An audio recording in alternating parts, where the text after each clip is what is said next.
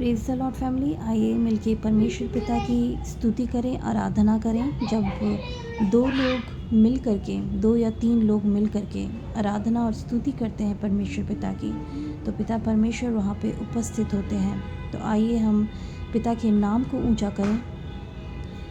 धन्यवाद पिता परमेश्वर तेरा आज के सुंदर दिन के लिए। पिता परमेश्वर हम तेरे सम्मुख आते हैं, हम सब मिलकर के पिता परमेश्वर तेरी स्तुति और तेरी आराधना करते हैं। पिता परमेश्वर मैं प्रार्थना करती हूँ कि जब हम ये वचन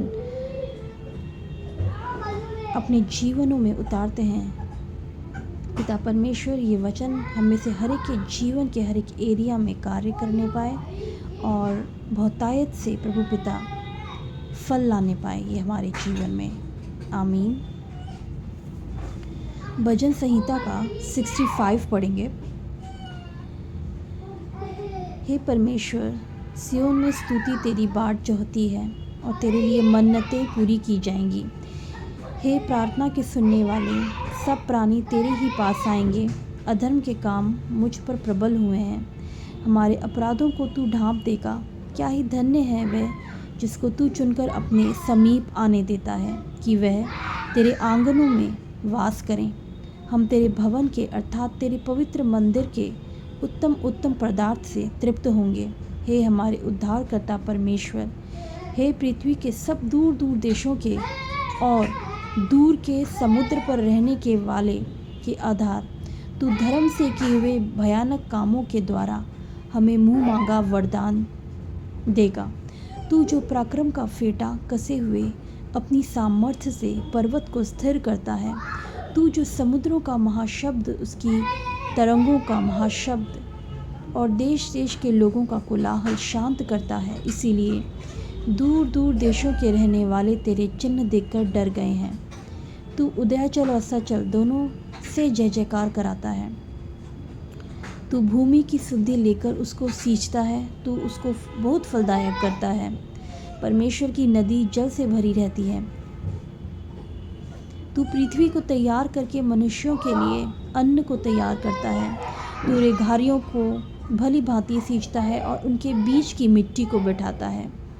तू भूमि की मेह से नरम करता है और उसकी उपज पर आशीष देता है। अपनी भलाई से भरे हुए वर्ष पर तूने मानो मुकुट रख दिया है। तेरे मार्ग में उत्तम उत्तम पदार्थ पाए जाते हैं। जंगल में चराइयों में हरियाली फूट पड़ती है और पहाड़ियाँ हर्ष का फेटा बांधे हुए चराइयाँ भेड़ बकरियों से भरी हुई हैं और तराइयाँ अन्न से ढपी हुई हैं। वे जय जयकार करती और गाती भी हैं। वचन को पढ़े जाने में आशीष। पिता परमेश्वर, धन्यवाद देना चाहती हूँ सबसे पहले इस सुंदर वचन के लिए। पिता परमेश्वर, तेरा ये वचन हम में से हर एक के जीवन में कार्य करे प्रभु पिता। इस वचन के द्वारा प्रभु पिता तू हमें आशीषित कर और होने दे कि जिस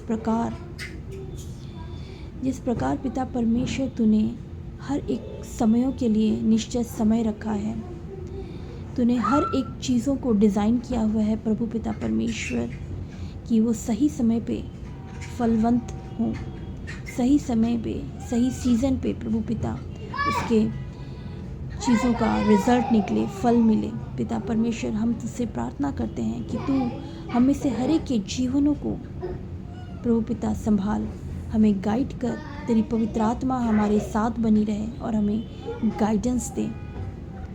और पिता परमेश्वर, जो भी हम कार्य करते हैं उसमें तेरा आशीषित हाथ हो और हम फलवंत बनने पाएँ। हम एक दूसरे को बढ़ाएं पिता परमेश्वर और एक दूसरे के लिए पिता परमेश्वर एक मन एक ख्रिस्त में होकर के पिता परमेश्वर एक दूसरे के लिए प्रार्थना करते हुए प्रभु पिता तेरे साथ तेरे वचनों के द्वारा आगे बढ़ें। इस प्रार्थना को मैं अपने प्यारे प्रभु यीशु मसीह नासरी के नाम से मांगती हूँ। इसे सुन और स्वर्गराज में ग्रहण कर। आमीन।